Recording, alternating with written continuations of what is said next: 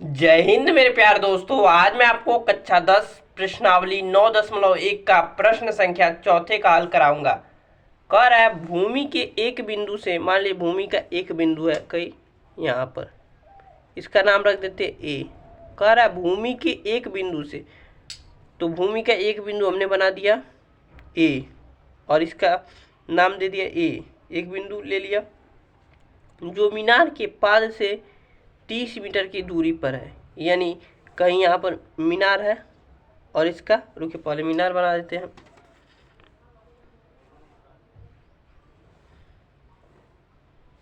इसका नाम रख देते हैं बी।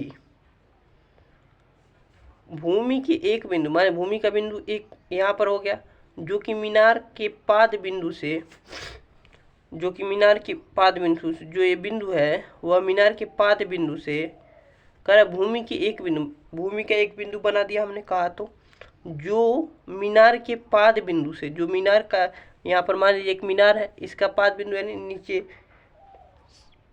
मीनार के सबसे निचले भाग को पाद बिंदु कहते हैं। कोई भी वस्तु हो उसके सबसे निचले भाग को पाद बिंदु कहते हैं। तो कह रहा पाद बिंदु से 30 मीटर की दूरी पर स्थित है, यानी इस पाद बिंदु से और जो भूमि का एक बिंदु है उससे 30 मीटर की दूरी पर स्थित है। इस पाद बिंदु से जो एक बिंदु है वह 30 मीटर की दूरी पर स्थित है। कह रहा भूमि की एक बिंदु, जो भूमि की एक बिंदु है मीनार से 30 मीटर की दूरी पर स्थित है, दूरी पर है। तो जो मीनार का पाद बिंदु है वह, जो मीनार का पाद बिंदु है उससे 30 मीटर दूरी पर एक बिंदु है, जो मीनार का पाद बिंदु है उससे 30 मीटर की दूरी पर एक बिंदु है। ऐसा प्रश्न कर रहा है भूमि की एक बिंदु, यानी भूमि की एक बिंदु है जो मीनार के पाद में, यानी मीनार का पाद बिंदु हो गया, से 30 मीटर की दूरी पर है। मीनार के शिखर का उन्नयन कोण, पहले इसको बना ले 30 मीटर की दूरी पर, 30 मीटर की दूरी, मुझे आशा है कि आपको समझ में आ गया होगा। 30 मीटर की दूरी पर है, की दूरी पर मीनार के शिखर का उन्नयन कोण, उन्नयन कोण कर रहा है यानी कि ऊपर देख रहा है, और शिखर यानी ये रहा शिखर का उन्नयन कोण। और उन्नयन कोण हमेशा क्षैतिज और दृष्टि रेखा के बीच बनता है। तो चलिए बना देते हैं उन्नयन कोण। उन्नयन कोण कहा तो हमने समझ गया कि ऊपर देख रहा है। और का भी प्रश्न रहा है शिखर का उन्नयन कोण, यानी कि उन्नयन कोण जो बन रहा है वो शिखर से बन रहा है, और कितने का बन रहा है 30 में, और यह दृष्टि रेखा और यह क्षैतिज रेखा के बीच बनता है। तो यहाँ पर हम लिख देंगे 30 का कोण बनता है। तो मीनार की ऊंचाइयाँ ज्ञात कीजिए। तो मीनार की ऊंचाई, मीनार की ऊंचाइयाँ कौन होगी, ये हो गए। लंबाइयाँ कहता तो ये हो जाता है। इसका नाम रख देते हैं ABC। ऊंचाइयाँ कह रहा है तो हम BC ज्ञात करेंगे। ऊंचाइयाँ कह रहा है तो BC ज्ञात करते हैं। अगर हमें लंबाइयाँ कहता तो इसको AC ज्ञात करते, अगर लंबाइयाँ कहता तो AC ज्ञात करें। ऊंचाइयाँ कह रहा है तो हम H ज्ञात करेंगे। ठीक है, मुझे आशा है कि आपको प्रश्न समझ में आ गया होगा। एक बार और समझा देते हैं। कह रहा भूमि की एक बिंदु से, भूमि का एक बिंदु हमने ले लिया ए, जो मीनार के पाद बिंदु, यानी जो मीनार का पाद बिंदु है से 30 मीटर की दूरी पर स्थित है, कि 30 मीटर की दूरी पर है। कह रहा भूमि का एक बिंदु, भूमि का एक बिंदु हमने ए मान लिया, जो कि मीनार के पाद बिंदु से 30 मीटर की दूरी पर, जो कि मीनार के पाद बिंदु से 30 मीटर की दूरी पर है। मीनार के शिखर का उन्नयन कोण 30 दे दिया। उन्नयन कर बोला तो हमने देखा कि यह ऊपर देख रहा होगा, ऊपर का भी रहा शिखर, शिखर का उन्नयन कोण, यानी जो उन्नयन कोण है वह शिखर पर दृष्टि रेखा बन रही है, और दृष्टि रेखा और क्षैतिज रेखा के बीच कोण कितना होता है 30। उन्नयन कोण का यानी हमने ऊपर देख दिया, और उसके बीच का कोण कितना दे दिया हमारे पास 30। तो मीनार की ऊंचाइयाँ ज्ञात कीजिए। मुझे आशा है कि आपको समझ में आ गया होगा। अगर फिगर बन गया तो अब आसानी से आपको समझ में आ जाएगा। तो लिखेंगे हल।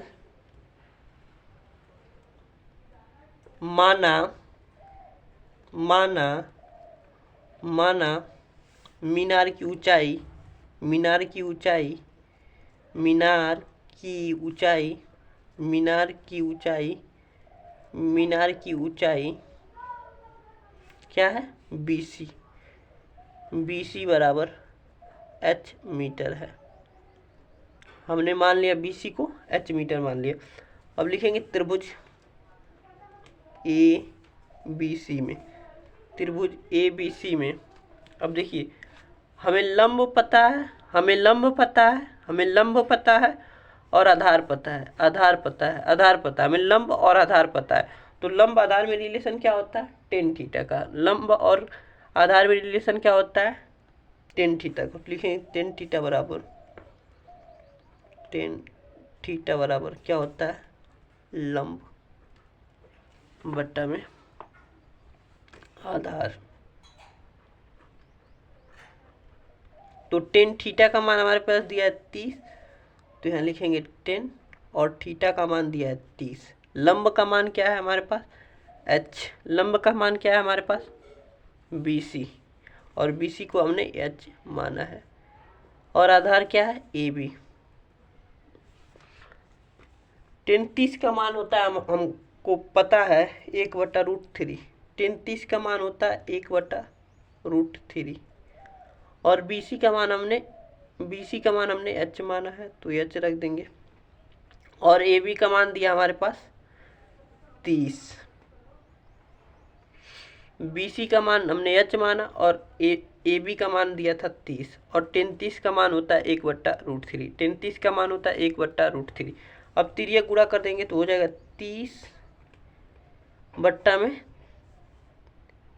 तिरिया गुणा कर देंगे 30 अब बट्टा में √3 है यही, और यहाँ h है, तिरिया गुणा कर दिया तो 30/√3। हम जानते हैं कभी भी रूट नीचे नहीं रहता है, तो हम इसमें √3 ऊपर नीचे गुणा कर देंगे, तो 30√3 इंटू √3। अब देखिए √3 और √3 में गुणा होगा। देखिए यहाँ पर थोड़ा समझा देते हैं। मान लीजिए √2 गुणा √2 होगा तो हमारे पास 2 आ जाएगा। गुणा करेंगे तो क्या आ जाएगा? √4, और √4 की वैल्यू क्या आती? 2। अगर √3 गुणा √3 होता है तो 3 आ जाता है। √4 गुणा √4 होता है तो हमारे पास क्या आ जाता है? 4 आ जाता है, 4 आ जाता है। जब भी रूट का गुणा रूट से होता है तो बाहर निकल जाता है। 4 दूना 8, 4 दूना 8 √8, तो क्या आ जाएगा हमारे पास? 2 आ जाएगा, 2 आ जाएगा। और 3 3 9 होगा ना, है तो √9 का मान 3 होता है।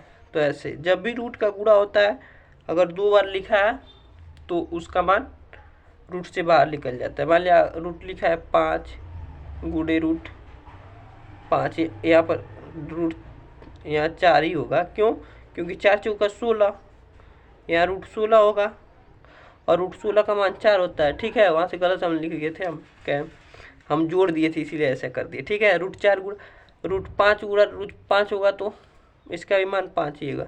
और ले लेते हैं, मान √6 गुणा √6 होगा तो इसका मान 6 है। 6 36, √36 का मान होता है 6। मुझे आशा है कि आपको समझ में आ गया होगा। तो यहाँ से गुणा करेंगे तो आ जाएगा 30 √3 बट्टा में 3 हो जाएगा, बराबर 3 × 3 10 10 3 30। तो यहाँ से आ जाएगा हमारे पास 10√3 मीटर। अब नीचे लिख देंगे यहाँ, अतः मीनार की ऊंचाई, अतः मीनार की ऊंचाई, अतः मीनार की ऊंचाई, अतः मीनार की ऊंचाई BC बराबर h मीटर माना था ना, तो h का मान आया हमारे पास 10√3 मीटर है। यही हमारा आंसर हो गया, बहुत आसानी से और बहुत मजे से। मुझे आशा है कि आपको समझ में आ गया होगा। मिलते हैं अगले वीडियो में प्रश्न संख्या 5वें के हल के साथ। आप नोट कर सकते हैं एक बार।